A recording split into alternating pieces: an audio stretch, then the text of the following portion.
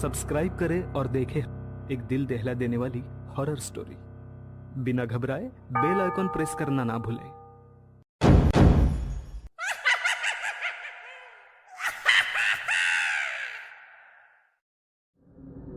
इस कहानी की लेखिका है विनीता मोहता। रोहन अपने दोस्त के घर पढ़ाई करने के लिए गया था। उसके घर का माहौल एकदम अजीब सा था, सब कुछ शांत और गंभीर। देर रात तक पढ़ाई खत्म करने के कारण वह हॉस्टल वापस नहीं जा सकता था। कुछ कर उसने अपने दोस्त के घर ही रुकने का फैसला किया। उसकी दोस्त की मां ने उसे एक कमरा जो ऊपर था रुकने के लिए दिया। कमरे में पहुंचते ही उसे अजीब सा डर लगने लगा। वह डर क्यों था ये उसे समझ में नहीं आया। देर रात तक वह सो नहीं पाया। जैसे ही उसकी आंख लगी उसे अपने करीब कोई साया महसूस हुआ। उसने आंखें खोलकर देखा तो उसके दोस्त की मां वैम्पायर के रूप में उसके पास खड़ी है। उसकी गर्दन पर अपने दांत लगाकर उसका खून पीने लग गई। इस पूरे घटनाक्रम के कारण रोहन बहुत डर गया और उसकी जोरों से चीख निकल गई। क्या हुआ रोहन, क्यों चिल्ला रहे हो? देवेश के उठाने पर रोहन की आंख खुली तो वो अपने हॉस्टल में था। इसका मतलब ये सपना था। सपना बड़ा ही डरावना था यार। अरे क्या हुआ बोलो ना। कुछ नहीं यार, एक सपना देख रहा था, अब बिल्कुल ठीक हूँ।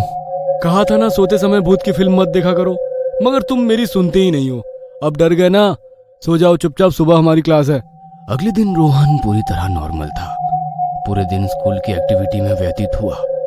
रात को थक कर जैसे ही उसने बिस्तर पर अपनी आंखें बंद करी, कुछ देर बाद उसे वापस वही सपना आने लगा। डर के कारण दोबारा उसकी चीख निकल गई।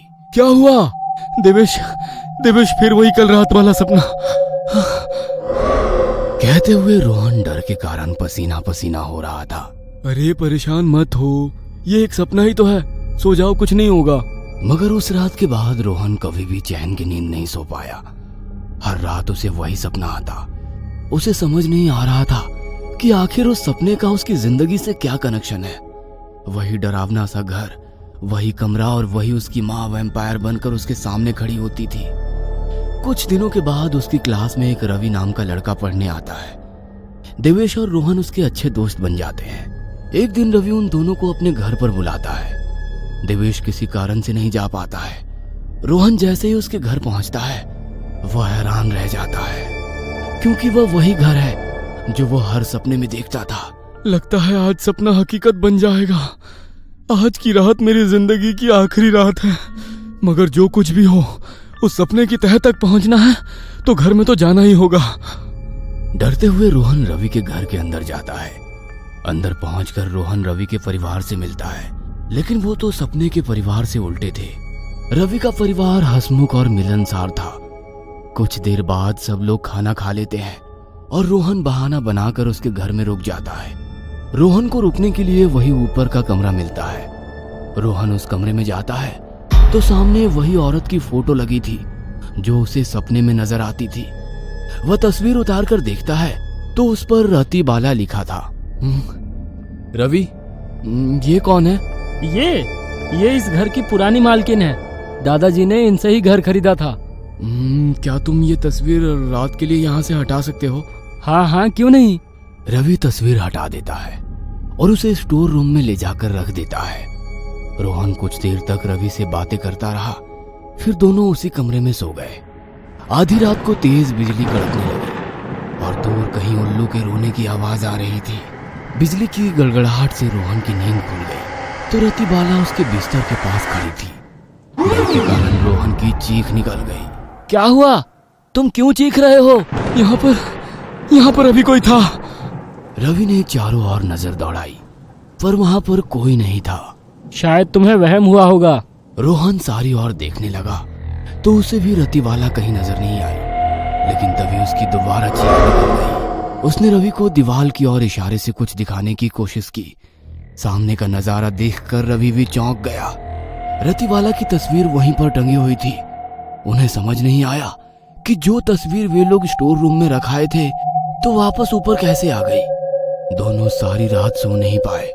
रोहन ने अपने लैपटॉप खोले और रतिवाला के बारे में सर्च करने लगा।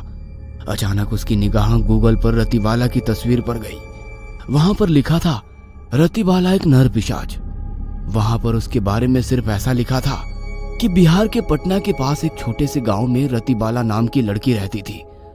शुरुआत में तो वो बहुत नॉर्मल लगती थी, मगर धीरे धीरे गांव के लोगों में चर्चा होने लगी कि उसके ऊपर किसी बुरे साये का प्रकोप है। उसके हम उम्र बच्चों ने उसे कई बार कुत्ते बिल्ली या फिर जिंदा मुर्गे को खाते हुए देखा था। गांव के लोगों ने जब उसका विरोध करना शुरू किया तो वो वहां से गायब हो गई। इससे ज्यादा उसके बारे में कुछ नहीं लिखा था। रोहन ने उसके बारे में जानने का फैसला लिया। वो उसके गांव जा पहुंचा। गांव पहुंचने पर भी जितना उसे नेट पर पढ़ने को मिला था उतना ही वहां के लोगों को पता था। इससे ज्यादा किसी को कुछ नहीं पता था। ये रतिबाला और मेरा क्या संबंध है? वो मेरे ही सपनों में क्यों नजर आती है? रोहन अपनी कार से वापस अपने शहर लौट रहा था। अचानक उसकी कार रास्ते में एक घर के सामने रुक गई। घर बहुत ही पुराना सा था। अब ये और क्या मुसीबत है? कार चलते चलते अचानक क्यों रुक गई? रोहन ने घर की ओर देखा तो ना जाने कि सम्मोहन में उस घर की ओर खींचा चला गया। दरवाजे को जैसे धक्का दिया तो दरवाजा अपने आप खुल गया। रोहन अंदर दाखिल हुआ तो पूरे घर की सजावट बहुत ही अजीब सी थी। कटे हुए सर, मरे हुए जानवरों की तस्वीरें, शमशान की तस्वीरें। सजावट देखकर रोहन को यकीन हो गया कि ये कोई सामान्य घर नहीं है। वो बाहर जाने वाला था कि उसके पैर अपने आप सीढ़ियों की ओर बढ़ने लगे। नीचे से ही चले जाओगे? ऊपर आकर हमसे मिलोगे नहीं? कौन है? मुझे कौन बुला रहा है? एक बार ऊपर तो आकर मिलो। तुम्हारे सारे सवालों के जवाब तुम्हारे पास होंगे। रोहन सम्मोहित होता हुआ उस आवाज की ओर बढ़ने लगा। सामने कमरे में एक महिला बैठी थी जिसके लंबे बालों से उसका पूरा चेहरा ढका हुआ था। कौन हो तुम? उस महिला ने जैसे ही अपना चेहरा ऊपर किया, रोहन डर के कारण 2 कदम पीछे हट गया। तुम तो रतिबाला हो। तुम यहाँ पर कैसे? आदेश, तुम पूछ रहे हो मैं यहाँ कैसे? मैं तो पिछले कई सालों से तुम्हारा यहाँ इंतजार कर रही हूँ। तुम भूल गए मुझे? मेरा इंतजार कर रही थी? मगर क्यों? मैं तो हॉस्टल जा रहा था। अचानक मेरी कार यहाँ तुम्हारे घर के सामने कैसे रुक गई? आदेश, अब हमारे मिलन का समय आ गया है। अब तुम्हें सब कुछ याद करना ही होगा। मैं पिछले कई दिनों से तुम्हें तुम्हारे सपनों में आकर हमारे पिछले दिनों की याद दिलाने की कोशिश कर रही हूँ, मगर तुम हो कि तुम्हें कुछ याद ही नहीं आता। हार कर मैंने तुम्हें तुम्हारे पुराने घर भी भेजा था, मगर वहां भी तुम्हें मेरी फोटो देखकर कुछ याद नहीं आया। इसीलिए मुझे तुम्हें यहाँ बुलाना पड़ा मेरे सरताज। जल्दी ही मैं तुम्हें सब कुछ याद दिला दूंगी। ये लो ताजा इंसान का खून, इसे पीकर तुम्हें सब कुछ याद आ जाएगा। क्या बकवास कर रही हो? इंसान का खून पीना पड़ेगा? इंसान होकर इंसान का खून कोई कैसे पी सकता है? इंसान नहीं, वैम्पायर इंसान का खून पीते हैं। तुम भी वैम्पायर हो। हम दोनों इंसान नहीं, वैम्पायर हैं। क्या कहा तुमने? तुम वैम्पायर हो? इसका मतलब मैंने जो नेट पर तुम्हारे बारे में पढ़ा था वो सब सच था। शायद तुमने आधी अधूरी बातें सुनी। मैं नहीं, तुम भी वैम्पायर हो। आज की रात तुम्हें सब कुछ याद आ जाएगा। बस थोड़ा सा इंतजार कर लो। तब तक तुम्हें एक कहानी सुनाती हूँ। आदेश, तुम तो शुरू से ही एक वैम्पायर थी। पूर्णमासी की रात को जब मेरा जन्म हुआ तो हॉस्पिटल में तुमने मेरा खून पीकर मुझे भी वैम्पायर बना दिया था। मेरे पैदा होने के बाद हर पूर्णिमा को तुम मेरा खून चूसते थे ताकि तुम्हारी तरह मैं भी ताकतवर हो जाऊं। बचपन से ही वैम्पायर होने के कारण माँ के दूध की जगह मैं माँ का खून पीकर ही पली बढ़ी हूँ। माँ तिल तिल सूख रही थी, मगर किसी को पता ही नहीं चला कि ये क्यों हो रहा है। बड़े होने पर कभी कुत्ते का और कभी बिल्ली का खून पीने लगी। बाकी सब तो तुम्हें मेरे बारे में पता ही है। आगे की कहानी सुनाती हूँ। अपने घर से गायब होने के बाद मैं तुम्हारे साथ तुम्हारे घर चली गई थी, जो तुम्हें सपनों में दिखता था। हम दोनों रात को वेश बदलकर आसपास के बच्चों का खून चूसते थे। जब इंसानों को इसके बारे में पता चला तो हमें वो घर छोड़ना पड़ा और फिर हम जंगल में आकर बस गए। धीरे धीरे यहाँ जंगल में पूरी बस्ती हो गई थी। एक दिन एक गांव वालों ने तुम्हें बच्चों का खून चूसते हुए देख लिया था और उस दिन तुम्हें जिंदा जलाकर मार दिया था। क्या अजीब कहानी है। कहानी नहीं, हकीकत है। हमारी दुनिया का नियम है। जब कोई पिशाच इंसान द्वारा मार दिया जाता है तो उसे इंसान के रूप में दोबारा जन्म लेना होता है। इसीलिए तुम इंसान के रूप में जन्म लिए हो, मगर अब तुम 18 साल के हो गए हो, तो तुमको वापस पिशाच बनाने की जिम्मेदारी मेरी है। तुम्हें इसीलिए अप्रत्यक्ष रूप से याद दिलाने की सारी कोशिश कर रही थी मैं, मगर अब मैं तुम्हें सब कुछ प्रत्यक्ष रूप से याद दिला दूंगी। तुम्हें सब कुछ याद आ जाएगा। तुम भी मेरी तरह इस दुनिया में राज करोगे। हम दोनों मिलकर इस दुनिया को वैम्पायर वर्ल्ड में बदल देंगे। नहीं, ये नहीं हो सकता। मैं इंसान हूँ, इंसान ही रहूंगा। तुम इंसान नहीं पिशाच हो और तुम्हें दोबारा पिशाच बनना ही होगा। रतिबाला उसका हाथ पकड़कर एक कमरे में ले गई। कमरे में शैतान की तस्वीर लगी हुई थी। सामने हवन कुंड बना हुआ था। कमरे में जाते ही रोहन मानो सम्मोहित हो चुका था। कमरा पूरी तरह अंधेरे में डूबा हुआ था। पूर्णमासी के दिन चंद्रमा की रोशनी उस कमरे के अंदर आ रही थी। अब रतिबाला जैसा जैसा कह रही थी वैसा वैसा रोहन कर रहा था। रोहन ने रतिबाला के कहने पर शैतानी देवताओं की पूजा करनी शुरू कर दी।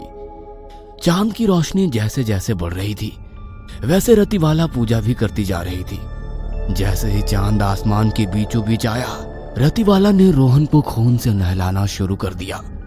कुछ देर बाद रोहन बेहोश हो गया। जैसे ही उसे होश आया तो वो पूरी तरह बदल चुका था। उसने सामने कटोरी में रखा हुआ इंसान का खून पिया और रतिबाला की ओर देखकर मुस्कुराने लगा। उसने अपने नुकीले दांत रतिबाला के गले में घुसा दी और उसका खून चूस लिया। कुछ देर बाद रतिबाला बेहोश हो गई। जब उसे होश आया तो वो मुस्कुराकर बोली, स्वागत है वैम्पायर वर्ल्ड में मेरे सरताज।